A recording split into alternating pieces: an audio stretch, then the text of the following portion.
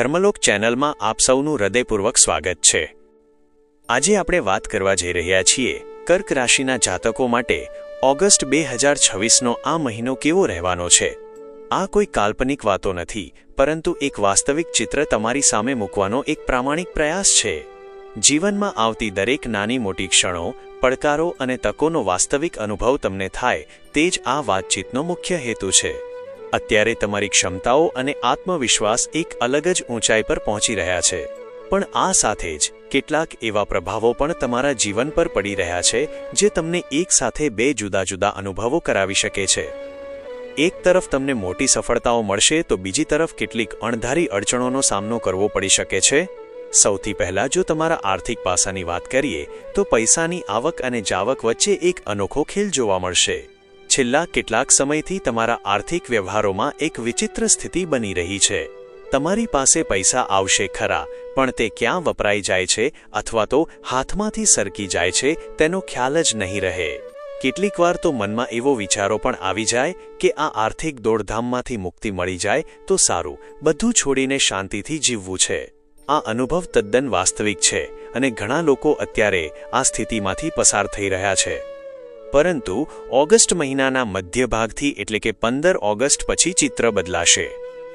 તમારી વિચારસરણી વધુ વ્યવહારુ બનશે। પૈસા કમાવવા અને તેને સાચવવાની તમારી ક્ષમતામાં વધારો થશે। આર્થિક લાભના નવા રસ્તાઓ ખુલશે અને તમને કમાણી માટે પ્રચુર માત્રામાં તકો મળશે। પણ અહીં એક બાબતનું ખાસ ધ્યાન રાખવું જરૂરી છે। ઓગસ્ટના આ સમયગાળામાં એક એવો તબક્કો આવશે જે તમારા નાણાકીય જીવનમાં અચાનક અંધકાર કે અનિશ્ચિતતા લાવી શકે છે।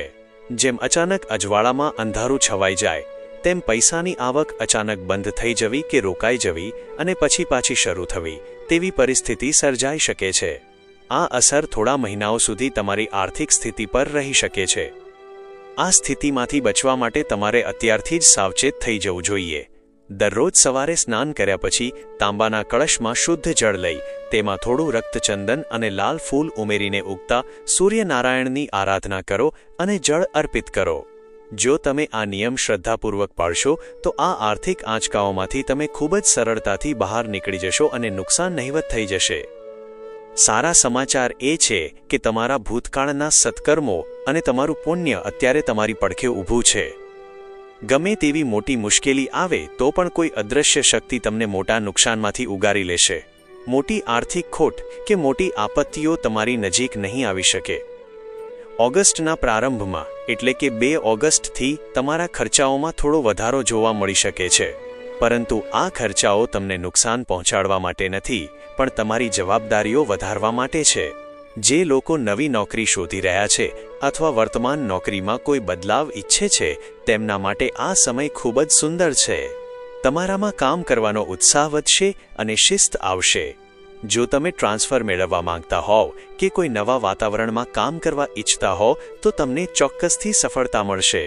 કાર્યક્ષેત્રે તમારા ઉપરી અધિકારીઓ કદાચ ખુલ્લેઆમ તમારા વખાણ ન કરે, પણ મનોમન તમારી મહેનત અને સમર્પણથી અત્યંત પ્રભાવિત થશે।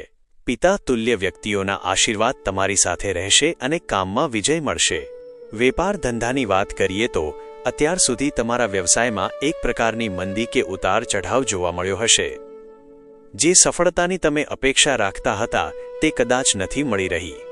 ભાગીદારીના કામમાં પણ થોડા મતભેદો રહ્યા હશે, પરંતુ હવે પરિસ્થિતિ એકદમ નવો મોડ લેવાની છે। તમારા વેપારમાં અચાનક નવી ઉડાન આવશે। ખાસ કરીને જે લોકો વિદેશી વ્યાપાર, ઇમ્પોર્ટ એક્સપોર્ટ, વિદેશી સંપર્કો, હોસ્પિટલ સેવાઓ, તબીબી ઉપકરણો કે દરિયાઈ ઉત્પાદનો સાથે જોડાયેલા બિઝનેસમાં છે, તેમને અણધારી અને મોટી સફળતા મળવાના સ્પષ્ટ સંકેતો છે। ભાગ્યનો દરવાજો હવે ખુલવા જઈ રહ્યો છે। યોગ્ય પ્રયાસો કરશો તો ક્યાંકથી અચાનક મોટો આર્થિક લાભ કે લોટરી જેવો મોટો ફાયદો પણ થઈ શકે છે। હવે અંગત જીવન અને પ્રેમ સંબંધોની વાત કરીએ તો ઓગસ્ટનો આ આખો મહિનો તમારા મન અને હૃદય માટે થોડો અશાંત રહી શકે છે। મનમાં એક અજંપો અને ચંચળતા રહેશે। સંબંધોના મામલે આ સમયગાળો ખૂબ જ નાજુક છે। તમારી અંદર એક પ્રકારનો આક્રોશ કે સાબિત કરી બતાવવાની ધૂન સવાર હશે। જ્યારે માણસ યુદ્ધના મેદાનમાં ઉતરે છે ત્યારે તેને આરામ નથી મળતો। અત્યારે તમારું જીવન પણ કંઈક એવું જ છે, શાંતિથી બેસવાનો સમય નથી।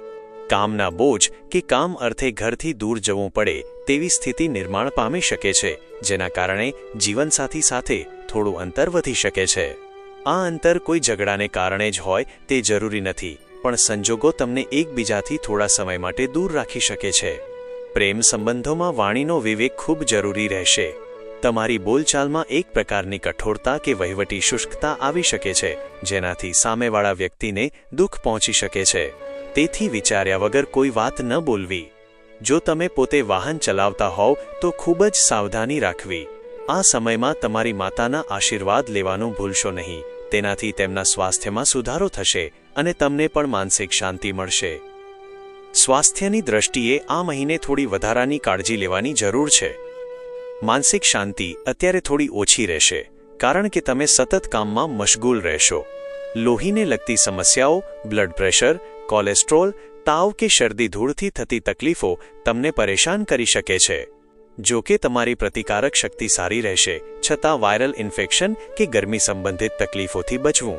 પેટ કે ગુપ્ત ભાગોને લગતી જૂની સમસ્યાઓ ફરી ઉભરી શકે છે, માટે ખાનપાન અને દિનચર્યા નિયમિત રાખવી. આ બધી જ મુશ્કેલીઓમાંથી ઉગરવા માટેનો સૌથી સરળ અને રામબાણ ઉપાય એ છે કે દરરોજ નિયમિતપણે 3 વખત હનુમાન ચાલીસાના પાઠ કરવા. આ કરવાથી તમારા જીવનમાં આવી રહેલી મોટાભાગની અડચણો દૂર થઈ જશે. આ ઉપરાંત શુક્રવારથી શરૂ કરીને દરરોજ બપોરના સમયે 15 મિનિટ સુધી ઓમ દ્રામ દ્રીમ દ્રૌમ સહ શુક્રાય નમઃ મંત્રનો જપ કરવો. આનાથી ઘર, ગાડી, હૃદય અને માતા સંબંધિત સમસ્યાઓમાંથી રાહત મળશે. જો તમને આ માર્ગદર્શન ઉપયોગી લાગ્યું હોય તો આપણી ચેનલ ધર્મલોકને જરૂરથી સબસ્ક્રાઇબ કરો, આ વિડીયોને લાઇક કરો અને તમારા સ્નેહીજનો સાથે શેર કરો. બેલ આઇકન દબાવવાનું ન ભૂલતા, જેથી આવનારા દરેક વિડીયોની માહિતી તમને તરત જ મળતી રહે. ફેસબુક પર જોઈ રહ્યા હોવ તો પેજને ફોલો કરી લેજો. ધર્મલોક સાથે જોડાયેલા રહેવા બદલ આપ સૌનો હૃદયપૂર્વક આભાર. ફરી મળીશું એક નવા વિષય સાથે. ત્યાં સુધી આપ સૌનું ધ્યાન રાખજો. રાધે રાધે.